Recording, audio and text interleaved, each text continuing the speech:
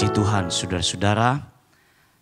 Terima kasih kepada Bapak Gembala dan Bapak Ibu Wakil Gembala yang telah memberikan kepercayaan kepada kami pada kesempatan ini untuk menyampaikan firman Tuhan bagi kita sekalian. Puji Tuhan, saudara-saudara. Haleluya. Tadi pagi saudara-saudara, Bapak Gembala dan Bapak Ibu Wakil Gembala mempercayakan kami juga untuk melayani firman Tuhan di kebaktian kedua di Ketapang. Dan sore hari ini dipercayakan lagi, puji Tuhan, untuk menyampaikan firman Tuhan. Sebenarnya dalam hati kalau boleh saya jadi jemaat biasa aja lah. Ya, puji Tuhan.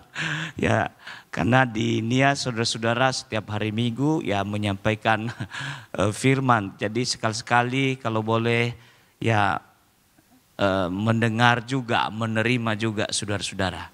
Tetapi karena diberi kepercayaan, maka kami juga harus dengar-dengaran. Puji Tuhan. Haleluya. Kami harus mengerjakan apa yang dipercayakan kepada kami untuk menyampaikan firman Tuhan. Haleluya, puji Tuhan saudara-saudara. Dan oleh kemurahan Tuhan, Bapak Ibu yang dikasihi oleh Tuhan Yesus Kristus, kami masih tetap ada di bendang Tuhan di daerah yang terpencil ya, yang jauh dari Jakarta ini, yaitu Pulau Nias, saudara-saudara. Ya, meskipun ada begitu banyak tantangan yang harus kami hadapi di sana, tetapi kalau kami boleh ada sebagaimana kami ada sampai detik ini, bukan oleh kuat dan gagah manusia, melainkan hanya oleh karena kemurahan Tuhan. Puji Tuhan, itu sebabnya patutlah kami memuji dan memuliakan nama Tuhan. Saudara-saudara, luar biasa puji-pujian tadi yang telah kita naikkan di hadapan Tuhan, yang berbicara tentang bagaimana Yesus itu yang luar biasa. Yesus yang kita sembah, Yesus yang kita percayai. Dia adalah sobat yang setia. Dia adalah penyembuh ya, yang sanggup melakukan segala perkara. Dan tidak ada yang sama atau tidak ada yang bisa disamakan dengan Yesus, saudara-saudara. Ya, puji Tuhan. Ya, saya terberkati dengan puji-pujian tadi, baik di Ketapang maupun ya pada kesempatan malam hari ini, saudara-saudara. Ya, dan sejalan dengan apa yang saya mau sampaikan kepada kita pada kesempatan ya sore malam hari ini, yang berbicara mengenai bahwa Yesus itu segalanya di dalam kehidupan kita. Ya, Yesus itu adalah satu-satunya yang sanggup menolong, yang sanggup, saudara-saudara, menyelesaikan setiap masalah kesulitan yang kita alami di dalam kehidupan ini. Tentunya Bapak Ibu yang dikasihi oleh Tuhan Yesus Kristus, setiap kita pasti ada pergumulan. Tentu pergumulan kita satu dengan yang lain berbeda-beda, saudara-saudara. Ya, kalau kami di daerah Pulau Nias, tentu pergumulan kami ya berbeda mungkin dengan pergumulan Bapak Ibu yang ada di Jakarta ini. Ya, apalagi kami ya ada di daerah yang jauh dari ya keramaian, saudara-saudara. Ya, dari segi ekonomi jemaat di sana ya sangat sederhana sekali. Tetapi puji Tuhan ya, oleh karena Yesus yang kita percayai, oleh karena Yesus yang kita agungkan itu, maka saudara-saudara semua tantangan, kesulitan itu boleh ya dilewati, dan saudara-saudara, kemenangan demi kemenangan Tuhan anugerahkan kepada kita semua. Amin. Puji Tuhan, Bapak Ibu yang dikasihi oleh Tuhan Yesus Kristus. Sekali lagi terima kasih kepada Bapak Gembala dan kepada Bapak Ibu Wakil Gembala yang telah memberi kepercayaan kepada kami untuk menyampaikan kebenaran firman Tuhan pada kesempatan sore menjelang malam hari ini, saudara-saudara. Kita melihat firman Tuhan di dalam Lukas pasalnya yang ke-19. Kita membaca, saudara-saudara, Lukas pasalnya yang ke-19.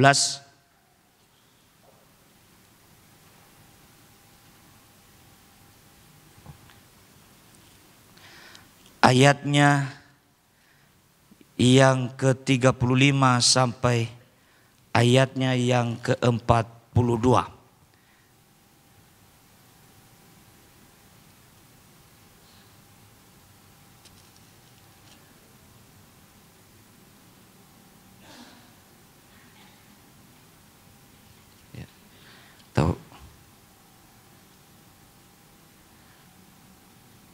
Maaf saudara-saudara.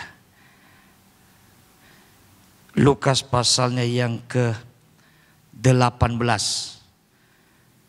ayat 35 sampai ayatnya yang ke-43. Puji Tuhan. Saya akan membacakan ayat-ayat ini bagi kita semua.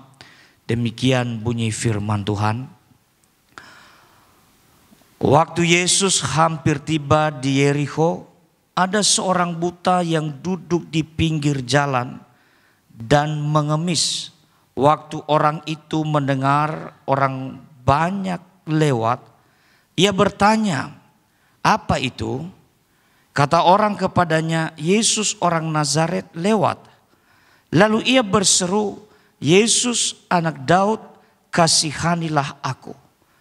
Maka mereka yang berjalan di depan menegur dia supaya ia diam. Namun semakin keras ia berseru, "Anak Daud, kasihanilah aku." Lalu Yesus berhenti dan menyuruh membawa orang itu kepadanya, dan ketika ia telah berada di dekatnya, Yesus bertanya kepadanya, "Apa yang kau kehendaki supaya aku perbuat bagimu?" Jawab orang itu, "Tuhan, supaya aku dapat melihat." Lalu kata Yesus kepadanya, "Melihatlah engkau, imanmu telah menyelamatkan engkau." Dan seketika itu juga melihatlah ia, lalu mengikuti dia sambil memuliakan Allah. Seluruh rakyat melihat hal itu dan memuji-muji Allah. Puji Tuhan. Bapak Ibu yang dikasihi oleh Tuhan Yesus Kristus, mungkin kisah ini tidak asing bagi kita. Apalagi jemaat di tempat ini, saudara-saudara. Sering mungkin kita mendengar kisah ini. Atau sering mungkin kita menceritakannya kepada sesama kita, saudara-saudara. Tetapi pada kesempatan malam hari ini saya mengajak kita untuk kembali merenungkan ayat-ayat dari firman Tuhan ini, saudara-saudara. Tentang bagaimana saudara-saudara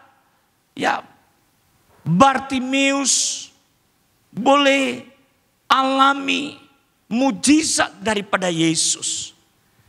Bapak Ibu yang dikasihi oleh Tuhan Yesus Kristus, kisah daripada firman Tuhan ini dicatat juga saudara-saudara di kitab Injil yang lain. Di dalam kitab Matius dan juga di dalam kitab Markus. Kalau di dalam kitab Matius, kisah ini diceritakan di sana bahwa yang yang buta ini bukan cuma satu orang. Bukan cuma Bartimeus, tetapi ada 2 orang yang buta pada waktu itu, saudara-saudara. Tapi kita melihat Bapak Ibu yang dikasihi oleh Tuhan Yesus Kristus, bagaimana Bartimeus ini boleh alami mujizat yang luar biasa daripada Tuhan Yesus. Ya. Saudara-saudara yang dikasihi oleh Tuhan, nama daripada Bartimeus sendiri artinya adalah pria terhormat. Saudara-saudara, atau yang dihargai. Ya. Tetapi dalam kenyataannya apa yang terjadi di dalam kehidupan Bartimeus ini tidak seperti arti daripada namanya sendiri. Justru dia, saudara-saudara, adalah seorang pengemis di jalan. Seorang buta, seorang miskin, saudara-saudara, ya, seorang yang dianggap rendah oleh orang-orang yang ada pada ketika itu. Seorang yang mungkin saudara-saudara dianggap tidak berarti. Seorang yang hina barangkali, saudara-saudara. Itulah kondisi keadaan daripada Bartimeus, saudara-saudara. Tentu dalam keadaan seperti itu, pasti saudara-saudara dia ada dalam kesusahan, ada di dalam saudara-saudara keputusasaan. Bapak Ibu yang dikasihi oleh Tuhan Yesus Kristus. Di dalam kisah ini kita tidak membaca bahwa Bartimeus ini memiliki saudara. Kita tidak membaca bahwa Bartimeus ini dia punya rumah. Tetapi firman Tuhan mencatat bahwa dia ada di pinggir jalan. Pekerjaannya di sana ngapain? Yaitu mengemis, meminta-minta sedekah dari orang-orang yang lewat di jalan di mana dia berada, saudara yang dikasihi oleh Tuhan. Ya. Tetapi sungguh luar biasa Bapak Ibu, apa yang dikatakan oleh firman Tuhan. Ya. Pada satu waktu Yesus lewat ya, di daerah di mana Bartimeus ini berada, saudara-saudara. Dan firman Tuhan katakan ketika Bartimeus itu mendengar bahwa Yesus lewat. Apa yang dia lakukan? Saudara-saudara, firman Tuhan katakan Bartimeus dia berseru memanggil nama Yesus. Dengan berkata, Yesus, kasihanilah aku. Ketika dia mendengar bahwa Yesus lewat di dekat di mana dia berada, dia berteriak, dia berseru, memanggil nama Yesus. Yesus, kasihanilah aku. Mungkin saudara-saudara ya selama ini dia hanya mendengar bahwa Yesus itu sanggup menyembuhkan. Bahwa Yesus itu sanggup ya melakukan hal-hal yang ajaib, hal-hal yang heran. Saudara-saudara, tetapi pada waktu itu ketika dia mendengar ada Yesus lewat di dekat di mana dia berada, dia langsung bertindak. Ya. Dia, saudara-saudara, berseru memanggil nama Yesus. Ya. Dan kita membaca firman Tuhan, saudara-saudara. Pada waktu Bartimeus ini, ya berseru memanggil nama Yesus. Ada orang-orang yang menghalangi dia. Ada orang-orang yang menegur dia. dengan berkata, diam, jangan berteriak, jangan memanggil Yesus. Tetapi apa yang dilakukan oleh Bartimeus? Apakah saudara-saudara dengan orang berkata seperti itu kepadanya lalu kemudian dia berdiam diri? Tidak, saudara-saudara. Firman Tuhan mencatat bahwa justru Bartimeus dia semakin keras berteriak dengan berkata, Yesus anak Daud, kasihanilah aku. Ya. Dia tidak menjadi kendor semangatnya ketika ada orang-orang yang menghalangi dia. Ya. Kenapa saudara-saudara? Karena yang mendorong dia untuk berseru kepada Tuhan adalah iman yang ada di dalam hatinya. Amin. Iman yang ada di dalam hatinya. Dan puji syukur kepada Tuhan saudara-saudara. Ya, teriakan daripada Bartimeus ini. Ya, menarik perhatian daripada Yesus. Yesus kemudian berhenti. Tidak melanjutkan perjalanannya. Saudara-saudara, lalu kemudian dia menyuruh orang untuk membawa Bartimeus yang buta ini datang kepada Yesus. Dan apakah yang Yesus katakan kepada Bartimeus ini sungguh luar biasa. Dikatakan saudara-saudara, Yesus berkata kepada Bartimeus ini, ya, apa yang kau kehendaki supaya aku perbuat bagimu. Kalau mungkin saudara-saudara, pertanyaan ini ditunjukkan kepada kita. Apa yang kau kehendaki aku perbuat bagimu? Barangkali saudara-saudara ada orang yang langsung menyampaikan apa yang dia mau. Ini. Saudara-saudara. Tetapi kita melihat di dalam kisah ini. Ketika Yesus bertanya kepada Bartimeus ini. Apa yang kau kehendaki aku perbuat bagimu. Bartimeus katakan, supaya aku dapat melihat. Haleluya. Bartimeus saudara-saudara, ya, meminta kepada Yesus sesuatu yang memang benar-benar dia butuhkan di dalam hidupnya. Yaitu supaya dia dapat melihat. Supaya matanya dicelikkan saudara-saudara. Dan sungguh luar biasa. Hal itu pun ya diperbuat oleh Yesus kepada Bartimeus. Yesus katakan kepadanya, melihatlah engkau.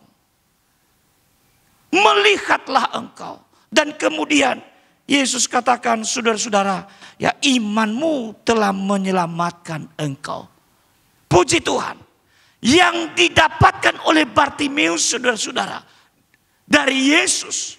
Oleh karena seruannya yang membuat Yesus tertarik kepadanya.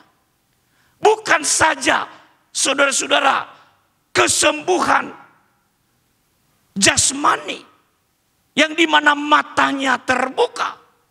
Tetapi Bartimeus saudara-saudara, dia menerima keselamatan daripada Tuhan. Amin. Ya.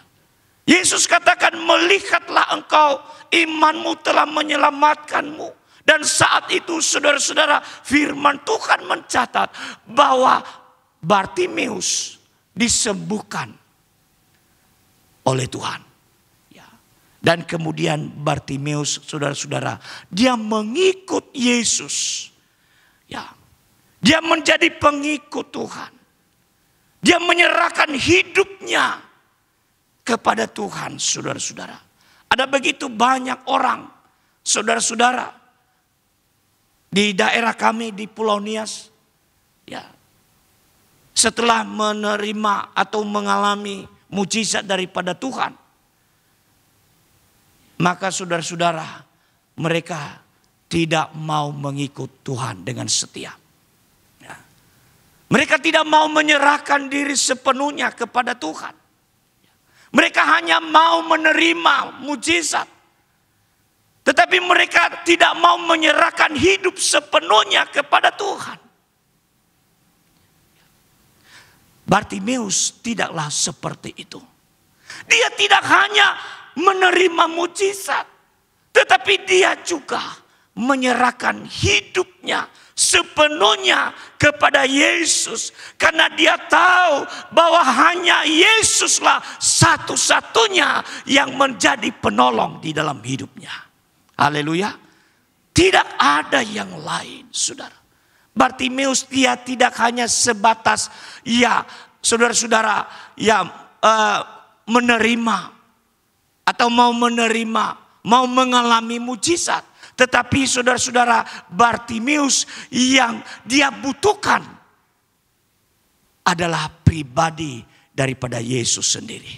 Puji Tuhan. Haleluya. Bapak Ibu yang dikasihi oleh Tuhan. Ada beberapa hal saudara-saudara yang saya mau bagikan kepada kita pada malam hari ini. Ya. Mengapa seruan Bartimeus ini boleh menarik perhatian daripada Yesus, saudara-saudara. Ya, yang saya dapatkan di sini adalah bahwa seruan Bartimeus ini didasari oleh iman kepada Tuhan. Amin. Didasari oleh iman, didasari oleh percaya, didasari oleh keyakinan bahwa Yesus itu memiliki kuasa yang sanggup memulihkan keadaannya. Bahwa Yesus itu memiliki kuasa yang sanggup menyembuhkan segala sakit penyakitnya. Ya. Bahwa Yesus itu memiliki kuasa yang sanggup menyelamatkan hidupnya, saudara. Ya. Ada begitu banyak orang di akhir zaman ini. Mereka berseru kepada Tuhan. Mungkin mereka memanggil nama Yesus. Tetapi sebenarnya mereka tidak percaya. Mereka saudara-saudara meragukan kuasa yang ada di dalam Yesus. Mereka tidak sepenuhnya percaya bahwa Yesus itu memiliki kuasa yang luar biasa. Saudara-saudara, ya. Satu waktu, saudara-saudara, ada seorang bapak ya, datang ke pastori bersama dengan istrinya. Ya. Mereka datang ke pastori, saudara-saudara, lalu bertemu dengan kami. Ya. Saya tanya, kenapa Pak? Apa yang bisa dibantu? Bapak ini katakan, Pak Pendeta tolong doakan saya. Kenapa? Dia bilang, kalau saya ada di rumah, tiba-tiba saya melihat sesuatu datang menghampiri saya. Gelap. Dan waktu kegelapan itu datang, maka saya tidak tahu apa yang saya harus buat. Saya sering mengejar anak saya dengan pisau, dia katakan. Saya mengejar istri saya, mau membunuh dia kalau kegelapan itu datang menghampiri saya. Saudara-saudara, saya tanya sama dia, Bapak punya jimat? Tidak. Lama dia diam.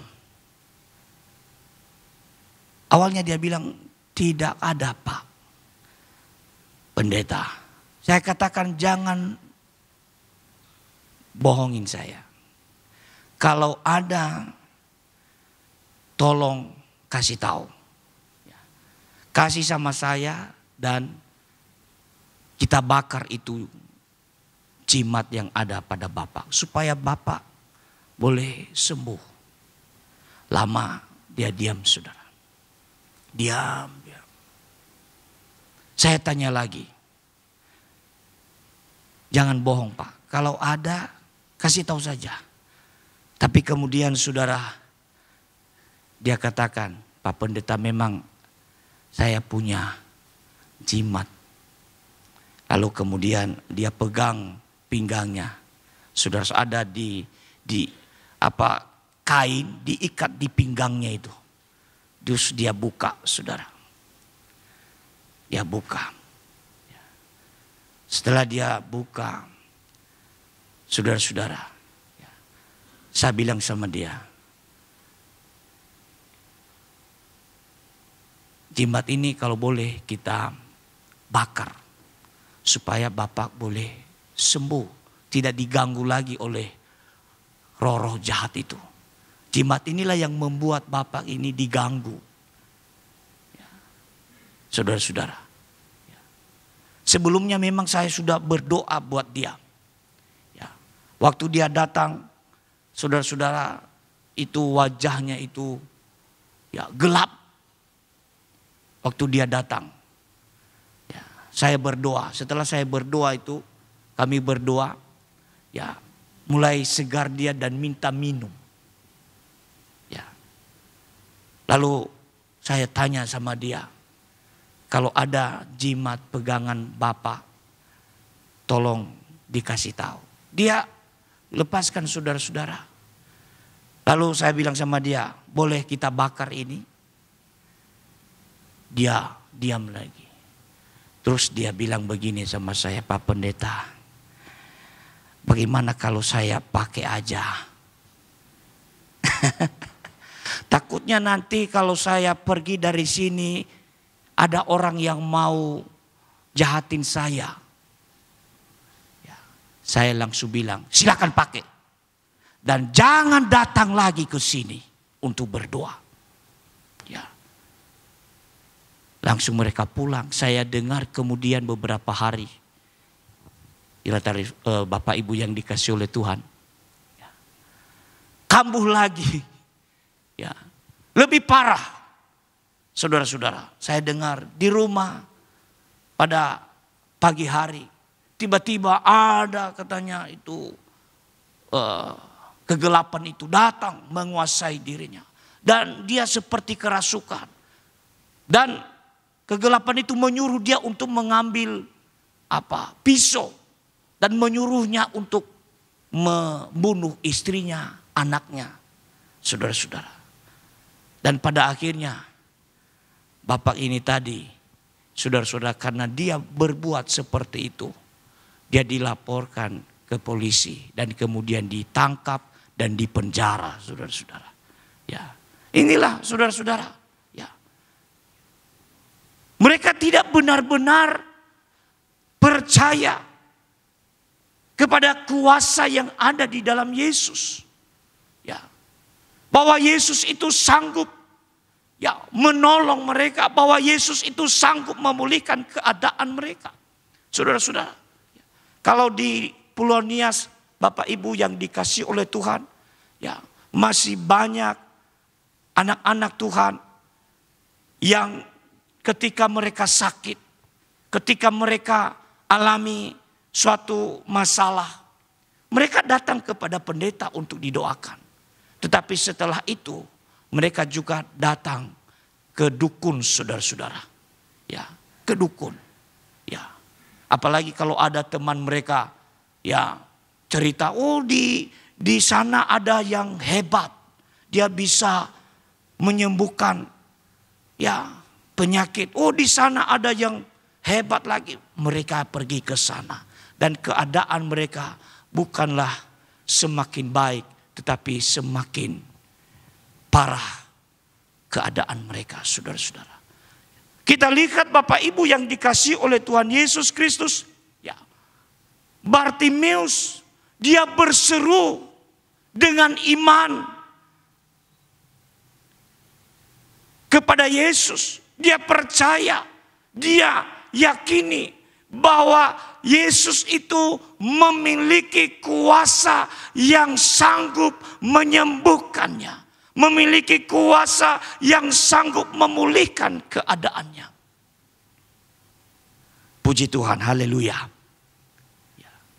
Saya teringat satu kisah di dalam Alkitab. Saya hanya mengingatkan kita saja, saudara-saudara. Supaya firman Tuhan ini membangkitkan kembali iman kita di dalam Tuhan. Ya. Ada seorang perempuan yang sakit pendarahan selama 12 tahun lamanya. Dia sudah pergi kemana-mana untuk berobat, untuk mencari kesembuhan. Tetapi penyakitnya tidak sembuh-sembuh juga. Firman Tuhan mencatat bahwa hartanya sudah habis untuk saudara-saudara ya mencari kesembuhan kepada para tabib pada waktu itu. Tetapi ketika dia mendengar ya Yesus lewat di tempat di mana dia berada, saudara-saudara, maka di dalam hati si perempuan ini timbul iman. Dengan berkata, asal saja ku jamah ujung jubahnya, saya pasti sembuh. Haleluya. Ini imannya, saudara-saudara. Dikatakan bahwa asal saja ku jamah ujung jubahnya itu, saya pasti sembuh. Dan kemudian si perempuan yang sakit pendarahan ini, saudara-saudara, dia bertindak. Dia melangkahkan kakinya, saudara-saudara. Dia berjalan yang mungkin, saudara-saudara, di dalam dia berjalan itu pernah mungkin dia jatuh. Ya, ada orang-orang yang menghalangi dia. Tetapi saudara-saudara, imannya terus berkata, asal saja ku jamah ujung jubahnya, maka saya pasti sembuh. Asal saja ku jamah ujung jubah Yesus itu, maka saya pasti sembuh. Dalam keadaan mungkin saudara-saudara tertatih-tatih, jatuh saudara-saudara.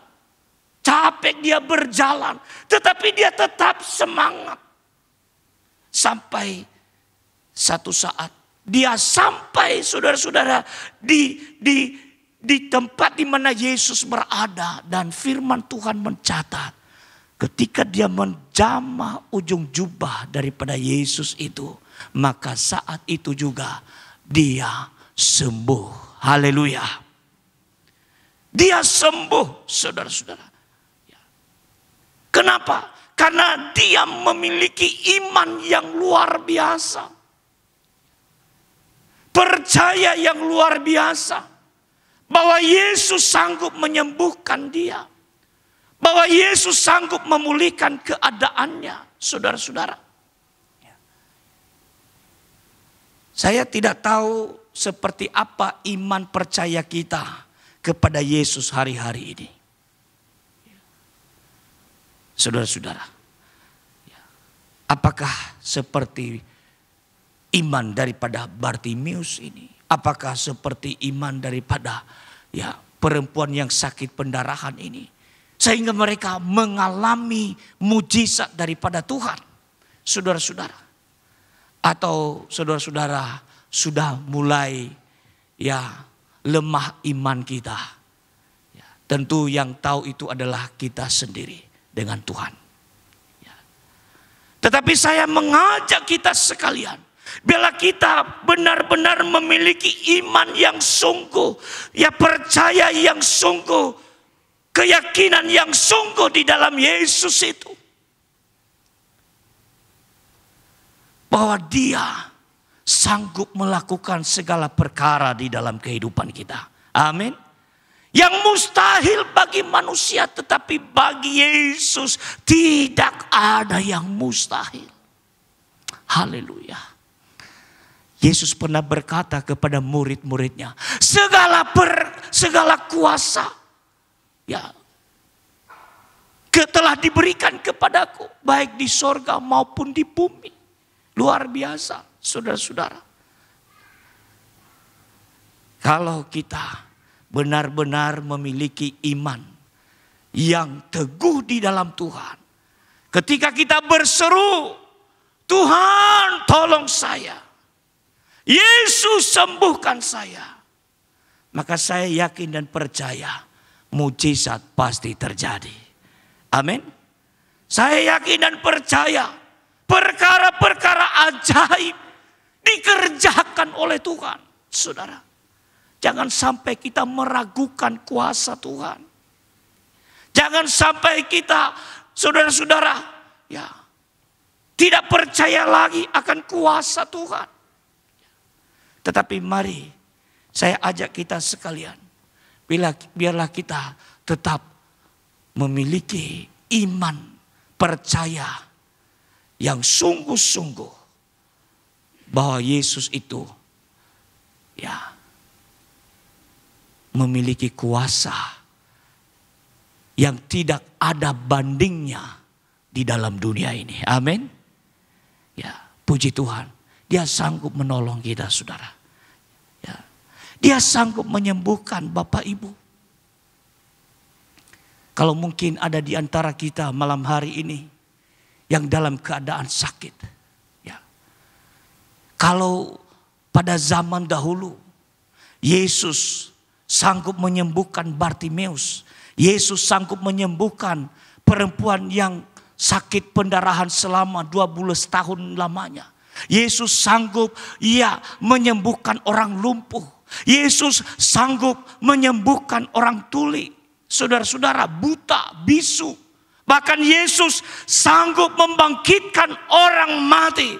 Sampai hari ini pun saudara-saudara, kuasa yang ada pada Yesus itu tidak pernah berubah. Karena firman Tuhan katakan Yesus tetap sama.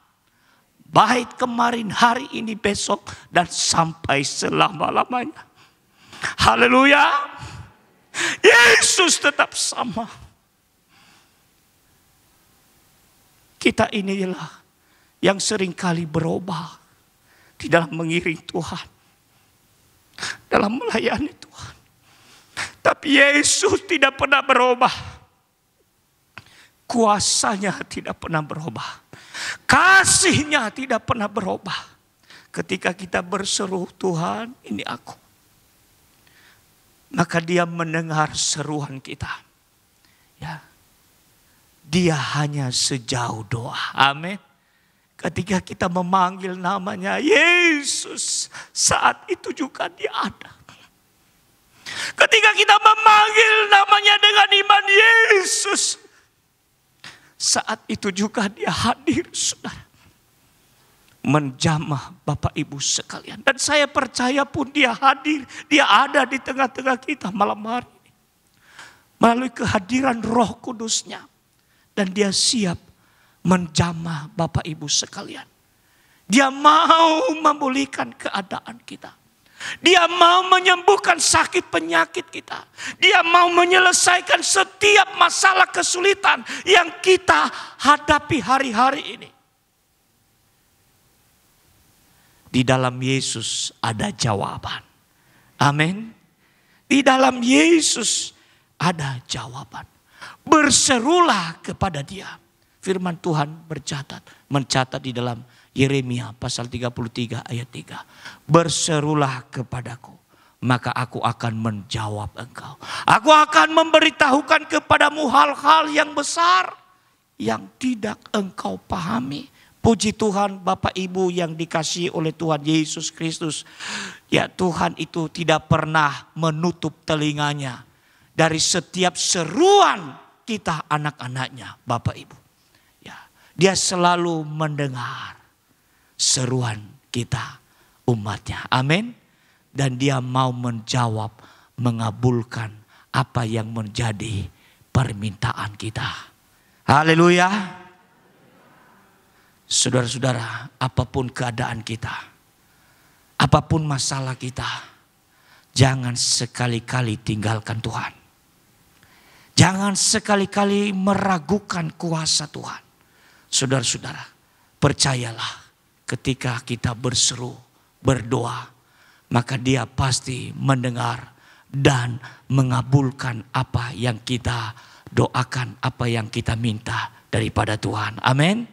Karena Dia sayang kepada kita semua. Dia cinta kepada kita semua, saudara-saudara.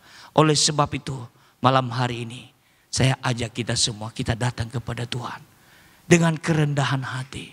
Kita panggil namanya, Yesus, kasihanilah aku. Yesus, ini aku. Yesus, tolong aku. Yesus, berkati hidupku. Yesus, pulihkan keadaanku. Saya percaya Tuhan pasti melakukan hal-hal yang besar dalam kehidupan kita. Haleluya, puji Tuhan. Yesus saja